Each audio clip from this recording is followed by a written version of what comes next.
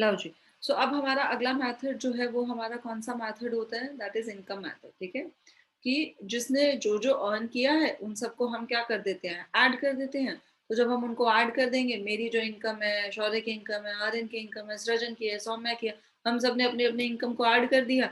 देश किससे बना है, हम सबसे बना है। हम सबकी इनकम मिला के किसकी इनकम बन जाएगी, कंट्री का इनकम बन जाएगा। बड़ा ही सिंपल सा फंडा है। ठीक है, सो इनकम मेथड में आप क्या करोगे, जितनी भी पॉसिबल टाइप की आपकी इनकम हो सकती है। इनकम क्या है, देखो ध्यान से समझना अभी इस मेथड को। देखो हमारे क्या होते हैं, हम लोग क्या लेके चलते हैं, हमारे एफओपीज लेकर चलते हैं ना। एफओपीज क्या होते हैं, हमारे factors of production. So factors of production थोड़ा सा छोटा कर रहे हो, पहले साइड में लिख रही हूँ, उसको देखना। हमारे एफओपीज क्या हो सकते हैं, क्या होते हैं हमारे एफओपीज। लैंड, हाँ जी, लेबर, लैंड, लेबर, हाँ। सो कैपिटल, हमारा क्या हो जाता है, ये लैंड, फिर हमारा क्या हो जाता है, ये लेबर, फिर क्या है, कैपिटल, कैपिटल। ठीक है, और फिर क्या होते हैं हमारे, फिर कौन होते हैं हमारे, एंटरप्रेन्योर्स, है ना, एंटरप्रेन्योर्स हो सकते हैं। ओके, सो अब मुझे क्या करना है, ये हमारे एफओपीज है, ये हमारे फैक्टर्स ऑफ प्रोडक्शन है। इनकी जो इनकम होती है हम उसको देख लेते हैं, उन सबको ऐड करेंगे तो मेरा क्या आ जाएगा, इनकम मेथड। बस इतना सा करना है। देखो लैंड को क्या इनकम मिलती है, रेंट, रेंट मिलता है। ठीक है, लेबर को क्या देते हैं हम, वेजेस वेजेस, देते हैं। ठीक है, फिर हमारा क्या होता है, कैपिटल, कैपिटल को क्या मिलता है, profit, interest, profit, interest, capital को इंटरेस्ट, इंटरेस्ट इंटरेस्ट, क्या सॉरी, है, एंटरप्रेन्योर को क्या मिलता है, प्रॉफिट। हमारा प्रॉफिट प्रॉफिट। मिलता है। ठीक है, सो अब मुझे क्या करना है, इन सबको ऐड करो, मेरा इनकम मेथड आ जाएगा। कुछ भी करना नहीं है इसमें, देखो ध्यान से समझना। हाँ, पहला चीज मैं क्या लेके चलती हूँ, हम ये लेके चलते हैं जो वेजेस एंड सैलरी है प्रॉपर। अगर हम फॉर्मेट में लिखते हैं तो आप कैसे लिखोगे, सो पहला जो कंपोनेंट हम इनकम मेथड में लेंगे वो हम ले लेते हैं इसको। सो वो उसका जो हेड लिखते हैं वो हम क्या लिख देते हैं, कॉम्पनसेशन ऑफ एम्प्लॉयज। एम्प्लॉयज को जो हम कॉम्पनसेशन दे रहे हैं, यानी एम्प्लॉयज को जो हम वेजेस और सैलरीज जो उनको मिल रही है, वो जो उनकी इनकम है, मैंने वो लिख दिया। ठीक है, फिर हम क्या लिखते हैं, इसको लिख लेते हैं रेंट, इंटरेस्ट एंड प्रॉफिट। इसका शॉर्ट फॉर्म हम क्या लिख देते हैं, आरआईपी लिख देते हैं, rent, interest and profit. Rent, interest, profit का दूसरा नाम क्या होता है, सृजन,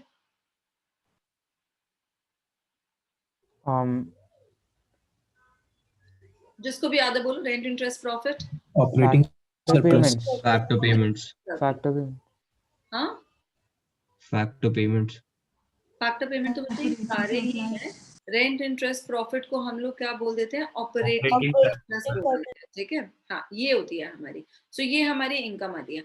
अगर अब वो बोलेगा ऑपरेटिंग सरप्लस को डिफाइन करो, सो हम ऑपरेटिंग सरप्लस को कैसे डिफाइन करते हैं, बोलो। income earned from the entrepreneur activities. हाँ, इनकम अर्न फ्रॉम द, अगर ऑपरेटिंग सरप्लस आएगा, you will not write the formula operating surplus is the sum of rent, interest and profit, that is also fine. But अगर वो define करने के लिए बोलता है तो बेटर क्या रहेगा, operating surplus is the income that is earned from entrepreneurial, और कहां से मिलता है, खाली एंटरप्रेन्योरियल नहीं है, और कहां से आएगा, एंड प्रॉपर्टी। ठीक है, that you earn from property and entrepreneurial activities. So property से मुझे क्या मिलता है, मेरा रेंट और इंटरेस्ट, और एंटरप्रेन्योरल एक्टिविटी से मुझे क्या मिलता है, प्रॉफिट। तो एंटरप्रेन्योरल एक्टिविटीज और मेरा जो प्रॉपर्टी से जो मुझे इनकम मिल रही है उसको मैं क्या बोल देती हूँ, मेरा ऑपरेटिंग सरप्लस। ठीक है, फिर इसके अलावा एक और चीज हम लिख देते हैं, वो कौन सी इनकम होती है हमारी, Mixed income. Mixed income. क्या होती है हमारी मिक्स्ड इनकम, जिसमें मामा एक से first ज्यादा time एलिमेंट ऑफ इनकम होता है, उसको हम क्या बोल देते हैं, मिक्स्ड इनकम। जैसे मेरी इनकम, मुझे नहीं पता मैं अपने इनकम को सैलरी में डालूं, क्योंकि ये मेरा ऑर्गेनाइजेशन है, मैं खुद ही इसमें काम कर रही हूँ।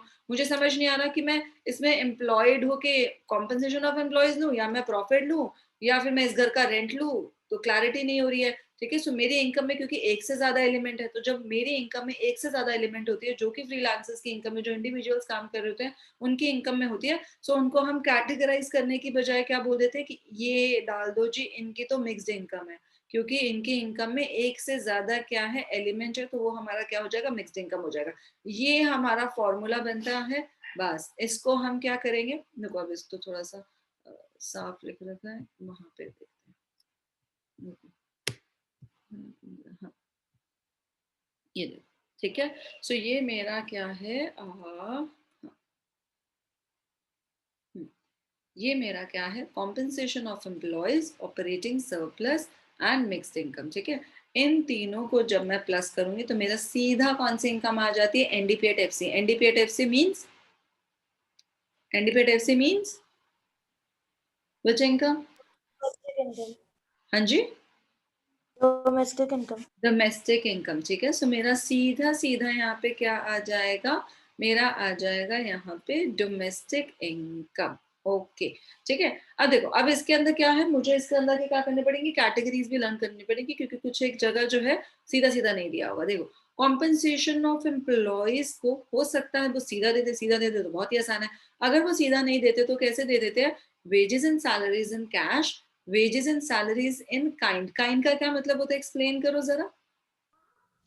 काइंड कैश के अदर अगर कोई कंसिडरेशन नॉन दिया जैसे कार वगैरह, एग्जांपल दो, एग्जांपल दो। कार दे दिया अगर किसी हाँ, एम्प्लॉय को तो हाँ। और फ्री मेडिसिन दे रहे हो या फिर आप कोई घर दे रहे हो, ठीक है, रेंट फ्री होम, क्योंकि अगर Insurance. मुझे नहीं मिलता, हाँ ठीक है। सो पहला क्या हो गया? जो मुझे कैश मिल रहा है, जो मुझे काइंड्स में मिल रहा है। थर्ड क्या आ जाता है मेरा? Employers contribution towards social security scheme. जो भी मैंने जो एक एम्प्लॉयर ने कॉन्ट्रीब्यूशन दिया है टूवर्ड्स सोशल सिक्योरिटी स्कीम, उसको भी जो है हमें क्या करना है? डालना है, ठीक है। क्या होता है ये बताना फटाफट से? Employers contribution to social security scheme. Provident fund और हाँ, उसमें हम एम्प्लॉयर का कंट्रीब्यूशन क्यों लेते आ रहे हैं, एम्प्लॉय का क्यों नहीं लेते? मैम क्योंकि एम्प्लॉयर की इनकम में से लेते हैं, मतलब कुछ क्योंकि वो एम्प्लॉय का जो ऑलरेडी ये जो कैश में सैलरी मिल रही है ना, वो हमें क्या होता है, वो तो उसी का ही पार्ट होता है, ठीक है। उसके हमारी सैलरी के पार्ट से ही वो कटा होता है, ओके। एम्प्लॉयर वाला जो है वो क्या होता है? हमारा एक्स्ट्रा पार्ट होता है। तो हम क्या करते हैं यहाँ पे? एम्प्लॉयर का कंट्रीब्यूशन लेते हैं, एम्प्लॉय का कंट्रीब्यूशन नहीं लेते। ये तीनों हेड्स जो है ना, वेट अ सेकंड, ये देखो, ये जो है मैंने क्या कर रखा है? एक्सप्लेन कर रखा है कि wages and salaries in cash क्या है। आपको जो वेजेस मिल रहे हैं, आपको जो सैलरीज मिल रहे हैं, आपके बोनसेस मिल रहे हैं, आपका कमीशन मिल रहा है, वो सारा किसका पार्ट होता है? Wages and salaries in cash का पार्ट होता है। या फिर आपको कोई रिम्बर्समेंट्स मिल रही है, जैसे मैंने कुछ खर्चा किया। रिम्बर्समेंट्स का मतलब क्या होता है? कि मैंने अपने कंपनी के बिहाफ पे कोई खर्चा कर दिया, फिर वो मुझे क्या मिल रहा है? वापस मिल रहा है। So that's obviously part of my, ये देखो क्या है, any reimbursements of business expenses incurred by the employees will be excluded। Sorry, ये तो हमारा उसने क्या किया? अपनी पॉकेट से अगर खर्चा कर दिया तो रिम्बर्समेंट्स को नहीं लेना है। देखो एक सेकेंड, मान लो मैंने अगर 100 रुपीज स्पेंड किए थे और मुझे 100 रुपीज वापस मिल गए, ठीक है, 100 रुपीज स्पेंड के 100 रुपीज वापस मिल गए, तो उसको हमने कंसीडर नहीं करना है। बट मान लो अगर मैंने क्या किया कि जैसे कि कोई अपनी पॉकेट से जो है स्पेंड किया है, रुको एक सेकेंड, हाँ ठीक है, जैसे मान लो क्या होता है कि आपने मोटर व्हीकल का जो है आपने खर्चा किया, आप जो है अपनी पॉकेट से खर्चे किए जा रहे हो, कंपनी बाद में आपको क्या कर देती है कि पे कर देती है ना। सो अब आप इसको अपनी इनकम नहीं मान के चलोगे, क्योंकि वो तो ऑलरेडी क्या आपने खर्चा किया, आपको क्या मिल गया है? उतना एक्सपेंस जो है कंपनी ने वापस कर दिया, ठीक है। अब इसमें होता है क्या, कई बार बच्चे क्या क्वेश्चन पूछेंगे कि मैम खर्चा तो कई बार सिर्फ 200 का होता है और हम तो कंपनी से 500 रुपीज क्लेम कर लेते हैं, तो 300 तो इनकम होगी ना। बट ये ऐसे कोई लीगल इनकम थोड़ी है कि आप खर्चा करते हो 200 रुपए, कंपनी से जाके 500 रुपए क्लेम कर लेते हो, तो उस तरीके का नहीं दिखाना। कंपनी तो यही एज्यूम कर रही है कि आपने अपनी तरफ से 500 रुपए खर्चे हैं, ठीक है। सो आपको जो रिम्बर्समेंट मिल रही है वो ऑलरेडी आपका जो है इनकम, उसमें सब कुछ इंक्लूड किया हुआ है। रिम्बर्समेंट्स को जो है हमें इंक्लूड नहीं करना है, ओके। फिर हमारा क्या था? Wages and salaries and kind. इसका आपको बहुत क्लैरिटी से पता ही है कि जो भी आपने लाइक कार है, आपको फ्री मेडिकल या फिर रेंट फ्री होम मिल रहा है, तो वो आपका क्या हो जाएगा? Wages and salaries and kind and employer का कंट्रीब्यूशन, ठीक है। हाँ, एक ये इसमें बड़ा इंपॉर्टेंट पॉइंट है, any contribution by the third party to an employee is not a part of compensation of employees. इसका एक एग्जाम्पल देना जरा मुझे फटाफट से, जल्दी से एग्जाम्पल दो इसका, मैंने बहुत बार कराया वाला क्लास में। Ma'am third party third party अगर कुछ पे करती है तो उसको हम नहीं लेते। जैसे कि मेरा कंपनी ने मेडिकल करा रखा है, तो वो मेडिकल किसका पार्ट हो जाएगा? Wages and salaries and kind का पार्ट हो जाएगा।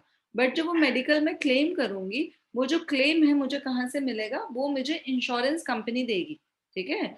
कि देखो मैंने मेडिकल इंश्योरेंस करा रखा है, जिसके लिए मेरी कंपनी क्या करती है? 3,000 रुपए हर साल की मेरे लिए भरती है।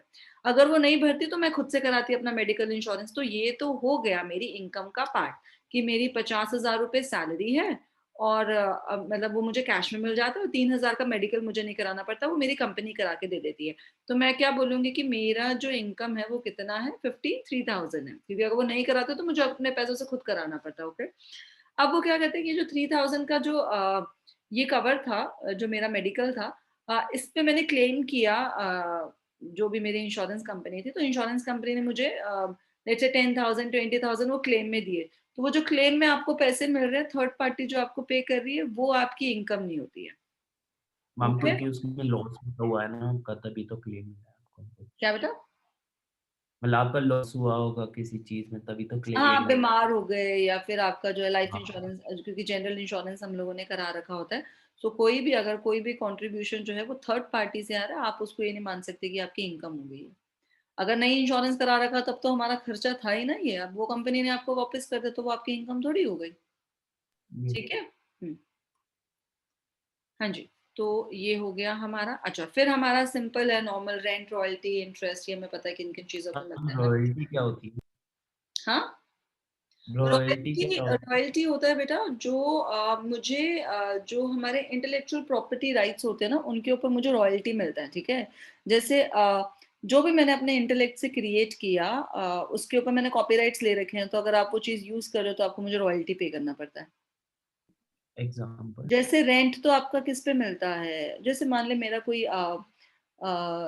जो है, मैंने कोई उस पे वो लिखा है, कुछ भी टेक्नोलॉजी से जैसे मैंने बना लिया, जैसे मान ली ये पेन है, मैं बोर्ड पे लिख रही हूँ और ये यहाँ पे जो है उसके प्रिंट्स आ रहे हैं, सो मान ली ये टेक्नोलॉजी मैंने बनाया, ठीक है, and you want to use that technology, तो आप मुझे जो पे करोगे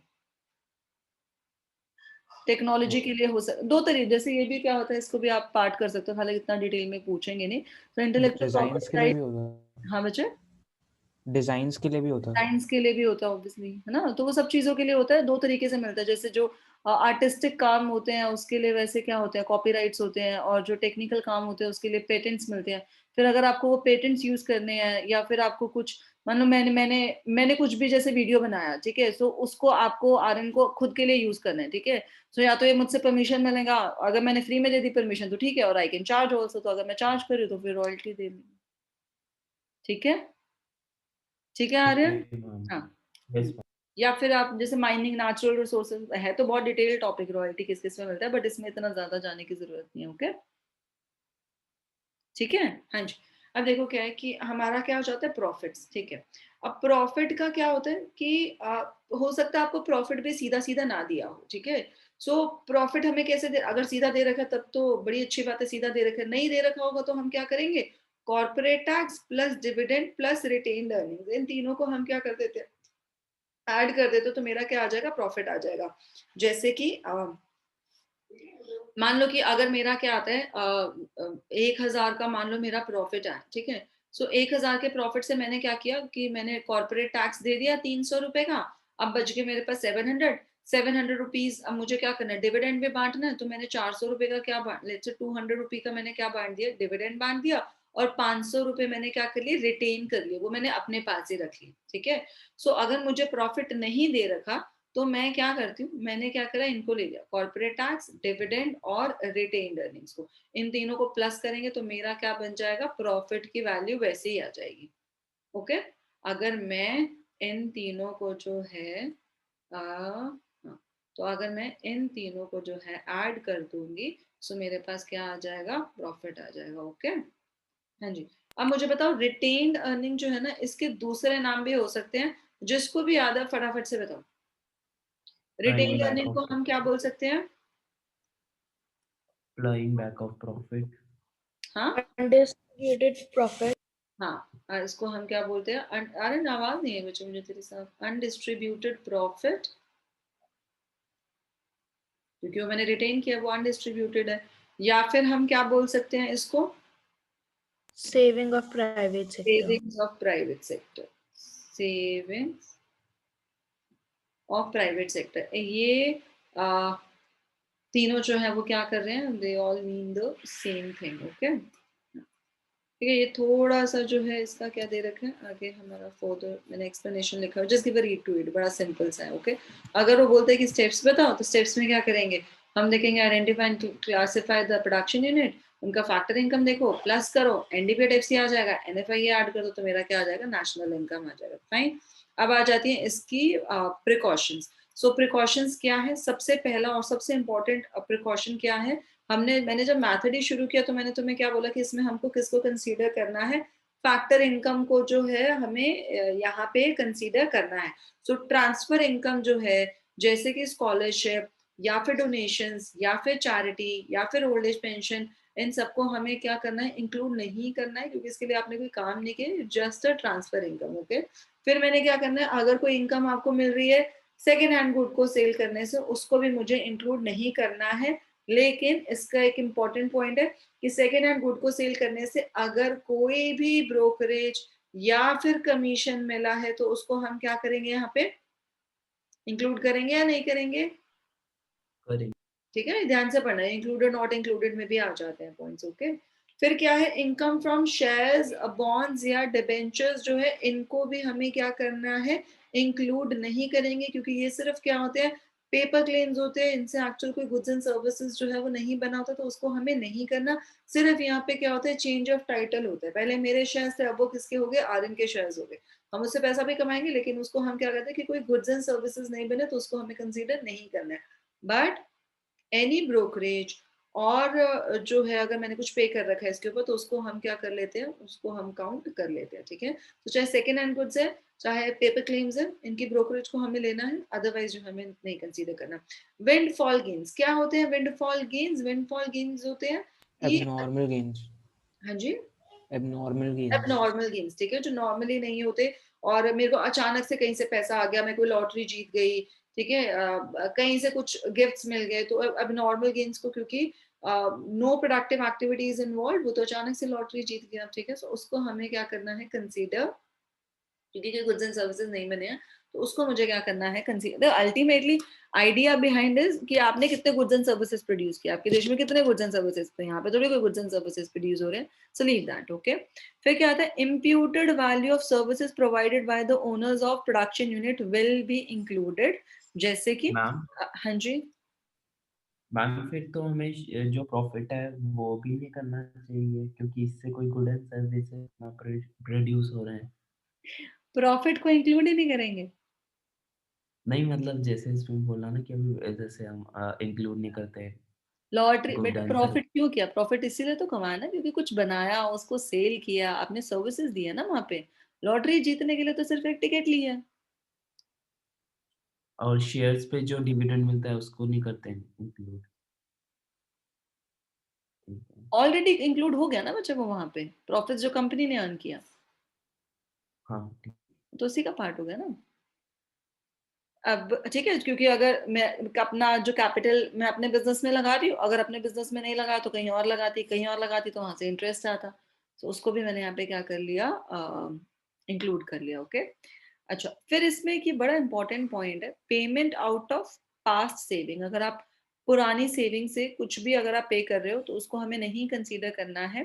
देखो हम यहाँ पे क्या बोलते हैं कि इनकम देखनी है, तो हम ये देख लेते हैं कि क्या खर्चा किया है ना। सो वैसे जो पेमेंट वाला पॉइंट है, आप पेमेंट्स एक्सपेंडिचर मेथड में डाल सकते हो, बट कहने का मतलब ये सिर्फ इसलिए है कि इसको हमें क्यों नहीं काउंट करना है, क्योंकि ये आपने क्या करा होगा, अपनी पुरानी इनकम्स में से जो है, जैसे हम यहाँ पे बोलते हैं कि जो भी एक फादर का खर्चा हो गया है know on wedding of a daughter, तो उसको हम कंसीडर नहीं कर रहे, क्योंकि वो सारा पैसा आपने इस साल नहीं कमाया।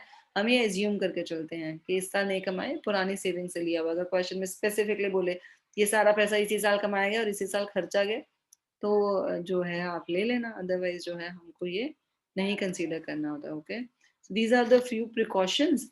अब चलते हैं इनके क्वेश्चंस के ऊपर। ओके, कितनी देर हो गई, बाकी इसके क्वेश्चंस जो है बहुत आसान है। अब करोगे कैसे, इसको करने के लिए ना, हमेशा पहले क्या करो, जो पहली बार कर रहे हैं, जिनको आता है उनके लिए तो इजी है, हाँ, बट तुम में से बहुत है जिन्होंने क्वेश्चन की प्रैक्टिस नहीं करी होगी, तो आप क्वेश्चन की प्रैक्टिस कैसे करेंगे, जो भी हमें दे रखे हैं ना हेड्स, पहले आप अपना पूरा फॉर्मूला लिख लो, ठीक है, which is compensation of employees plus rent plus rent interest plus profit plus mixed income, ठीक है। तो COE के अंदर भी हमारे क्या होते हैं, 3 पार्ट्स होते हैं कि जो हमें कैश में मिला, जो हमें काइन में मिला, और जो हमारा कंट्रीब्यूशन है सोशल सिक्योरिटी स्कीम में। ऐसे प्रॉफिट्स के भी क्या होते हैं, 3 पार्ट्स होते हैं। क्या पार्ट्स होते हैं बता दो? कॉर्पोरेट टैक्स, फिर हमारा क्या होता है, डिविडेंड होता है, हाँ हाँ, और फिर क्या होता है, retained earnings. रिटेन्ड अर्निंग्स होती हैं। ठीक है, अब मुझे क्या पता है कि इन सबको अगर मैं प्लस करूंगी तो मेरे पास क्या आ जाएगा, आंसर क्या आता है हमारा, NDPAT-FC आता है। ठीक है, डोमेस्टिक। उसको हाँ, उससे वो आपको जो भी बोल रहा है ना कन्वर्ट करने के लिए, वो आप कर सकते हो। लाइक NDPAT-FC से अगर मुझे कहाँ जाना है, जैसे इस क्वेश्चन में GNPAT-MP बोला, तो कन्वर्जन जो है, कन्वर्जन आप कर सकते हो। ओके, जैसे मैं यहाँ पे देखती हूँ कि हमें क्या क्या चीजें दी है। तो पहला देखते हैं COE दिया है क्या, कॉम्पनसेशन ऑफ एम्प्लॉयज दे रखा है। ठीक है, तो सीधा मेरे को क्या दे रखा है, कॉम्पनसेशन ऑफ एम्प्लॉयज दे रखे हैं। मैं डाल देती हूँ कॉम्पनसेशन ऑफ एम्प्लॉयज कितना है, ये 100 है। अगर ये नहीं दे रखा होता, ये पार्ट्स में दे रखा होता, इनको प्लस करते तो कॉम्पनसेशन ऑफ एम्प्लॉयज मेरा आ जाता। ओके, फिर हमारा क्या दे रखे, रेंट और इंटरेस्ट लास्ट से रेंट सेकंड। कितना दे रखे है ये, और इंटरेस्ट कितना दे रखे है ये। सो ये दे रखा है मुझे 1000 का, और इंटरेस्ट मेरा कितना दे रखा है 200 का। ठीक है, अब ढूंढो प्रॉफिट दे रखे है क्या, नो मैम, वो सेविंग ऑफ प्राइवेट तो कॉर्पोरेट अब सेक्टर। प्रॉफिट नहीं दे रखा, तो मुझे दे रखा है डिविडेंड, और फिर सेविंग्स ऑफ प्राइवेट सेक्टर, और corporate tax is not given. So corporate tax is not given, will assume कि ये तो नहीं दे रखा है। ठीक है, 900। हाँ, तो डिविडेंड कितना दे रखा है मेरा, दिस इज गिवन 500, और फिर कितना दे रखा है ये 400। है ना। सो ये 400, इन दोनों को प्लस करेंगे तो मेरा प्रॉफिट कितना आ जाएगा, 900, और फिर मेरा क्या दे रखे, mixed income which is given 200, so plus 200। अब इन सबको करेंगे तो मेरे पास क्या आ जाएगा, NDPAT-FC। NDPAT-FC से फिर आप कहाँ चले जाओ, आपका जो भी दे रखा है GDPAT-MP। सो ये कितना हो जाएगा, नेट से मुझे कहाँ जाना Plus है, depreciation. हाँ सृजन, तो प्लस डिप्रिसिएशन, और फिर क्या करेंगे, NFIA plus कर दें. NFIA देखो दे रखा है, NFIA नहीं दिया होगा. ये Zero दे मानते हैं. रखा है। अच्छा. हाँ. तो FC से कहाँ जाना है, MP पे, तो हम क्या कर देंगे, NIT ऐड कर देंगे। फाइन, समझ आ गया। हाँ जी, अब ये net factor income from abroad negative में दे रखा है, सो मेक श्योर कि आप इसको माइनस करो। Okay, self explanatory. हाँ, सो इनकम मेथड जो है इजी है कंपैरेटिवली, कुछ करना नहीं है आपको बहुत ज्यादा। जो भी हेड्स दे रहे हैं इन सबको प्लस करो, you will get your answer. ठीक है, वैल्यू एडेड मेथड में फिर भी ढूंढना पड़ता था। मैम हो गया आज के, क्या बेटे, मैम करके आज के सॉल्व लिए हुआ? हो गया। Yes ma'am. अभी तो सब पुराना किया। अच्छा चलो ठीक है, हो गया, कोई बात नहीं, ओके। एक ही वाला क्वेश्चन और कर लेते हैं। तुम लोग थकते बड़े जल्दी हो, बोल मैं रही हूँ, हाँ सुनने में भी थक रहे हो। अच्छा चलो अरे देखो, मैम कल एग्जाम है।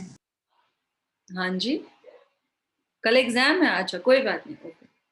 हाँ जी, देखो ऑपरेटिंग सरप्लस निकालना है। इसमें ऑपरेटिंग सरप्लस क्या होता है हमारा, रेंट, इंटरेस्ट और प्रॉफिट, और ये काफी बार जो है क्वेश्चन आ जाता है।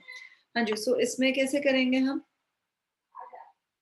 कैसे करेंगे जल्दी से बताएं निवान, जिसको भी याद है कुछ, आशीष, रजन, अंकिता, मान्या, देव, कशिश, शौर्य, तुषार, हम सब। पहले Rent, state interest. का है, तो फिर उससे वो निकाल लेंगे। हाँ देखो, CDPF। सारे आंसर सारे नहीं देने वाला है। बाकी सब जगराते में आया तो देखो क्या आएगा यहाँ पे। पहले मैं क्या कर देती हूँ, कॉम्पेंसेशन ऑफ एम्प्लॉयज, और compensation of employees plus operating surplus plus plus mixed income. ठीक है, ये हमारा किसके इक्वल आ रहा होता है, NDPAT-FC के इक्वल आ रहा होता है। ठीक है, सो अगर मैं लिखूं compensation of employees that is given 800 800 plus operating surplus नहीं दिया, मैं एक्स ले लेती हूँ, प्लस मिक्स्ड इनकम कितनी दे रखी है 400। ठीक है, सो अगर मुझे यहाँ पे NDPAT-FC मिल जाए, और अगर मैं उसकी वैल्यू यहाँ पे डाल दूँ, तो मेरा एक्स सॉल्व हो जाएगा, और बड़ा इजीली सॉल्व हो जाएगा, है ना। सो अब कैसे निकालेंगे NDPAT-FC, उसके लिए तो मुझे कुछ दिया नहीं है, दिया है क्या कुछ, वैल्यू एडेड मेथड से। वैल्यू एडेड मेथड से, ठीक है। सो हम क्या करेंगे, सेल्स लेंगे, सेल्स में से हम क्या करेंगे, आईसी माइनस करेंगे।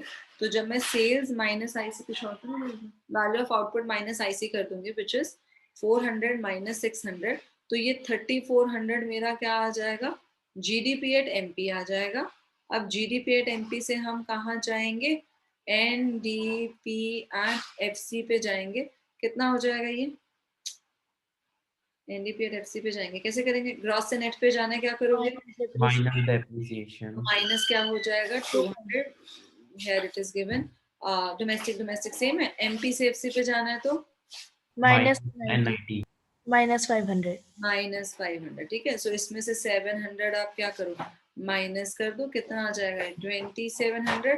2700 को आप क्या करो, यहाँ पे डालो, तो आपका क्या आ जाएगा, ये एक्स सॉल्व हो जाएगा। फाइन, समझ आ गया बच्चे?